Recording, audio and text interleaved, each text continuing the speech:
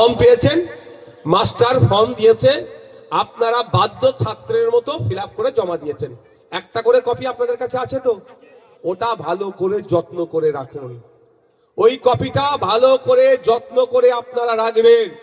আপনাদের জানিয়ে দিতে চাই, কে শুভেন্দু অধিকারী, কে মমতা ব্যানার্জি কেউ আমার ভোটাধিকার কাটতে পারবে না, আর কারো দয়া আমার ভোটাধিকার চাই না।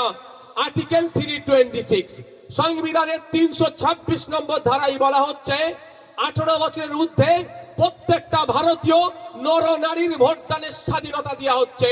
মাস্টার সাহেব যদি আমার উত্তরপত্র সঠিক দিয়েছে, আমার উত্তরপত্র কেটে দিয়ে যদি আমাকে শূন্য দেয়, আপনারা নিশ্চিন্তে থাকবেন। চাঁচল হতে পারে, রতুয়া হতে পারে, মালদা হতে পারে, মুর্শিদাবাদ হতে পারে, উত্তর 24 পরগনা, দক্ষিণ 24 পরগনা দেখার দরকার নাই। আপনাদের কাজ হবে ওই ঘরে যে একটা রিসিভ কপি আছে ওটাকে যত্ন করে রাখা।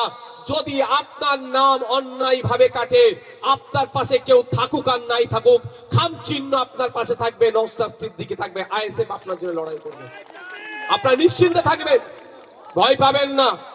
কারো দয়ায় নাগরিকত্ব ভোটাধিকার আমার দরকার নেই, আর কেউ আমার ভোটাধিকার কাড়ার কারো ক্ষমতা নেই।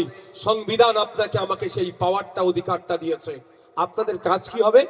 বাই চান্স কারো নাম কেটে গিয়েছে, ওই যে ভুলভাল কাজ করছো, কাজ করবেন না। কেউ বিষ খেয়েছে, কেউ গলায় দড়ি দিয়েছে, একদম ও কাজ করতে যাবেন না। আমি অনুরোধ করছি আপনাদের। কেন কাজ করবেন আপনারা? আপনাদের পূর্বপুরুষ, আপনারা কি সব বেড়া টপকে এসেছেন? কেউ পাকিস্তান থেকে এসে বসে আছেন নাকি এখানে? না, আফগানিস্তান, বাংলাদেশ, মায়ানমার থেকে এসেছেন। আপনার আমার পূর্বপুরুষ দেশের স্বাধীনতা সংগ্রামে লড়াই করেছে। আপনার আমার পূর্বপুরুষ ব্রিটিশদেরকে তাড়িয়েছে, আর আপনি আমি ভয় পেয়ে যাব? তখন তো এত যোগাযোগ ছিল না ভাই, ইন্টারনেট, ফোন টোন।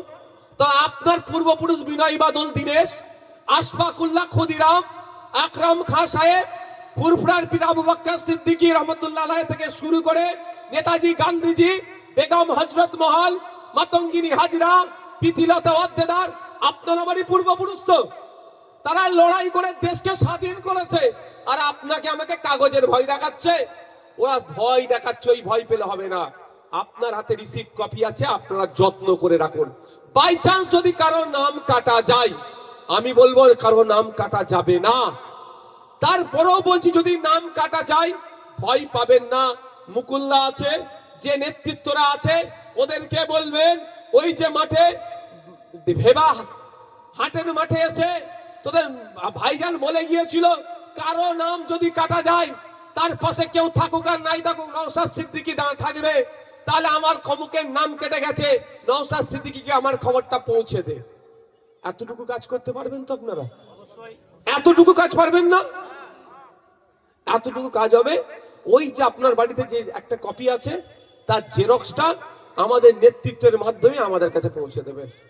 এর বেশি আপনাদের কিচ্ছু করতে হবে না। আমি আপনাদের কথা দিয়ে যাচ্ছি, প্রয়োজনে আপনার এই একটা ভোটারের জন্য যদি দিল্লিগামী ফ্লাইট ধরতে হয়, নির্খরচায় আপনাদের জন্য কথা দিয়ে যাচ্ছি, আমি দিল্লিগামী ফ্লাইট ধরবো, সুপ্রিম কোর্টে মামলা করব।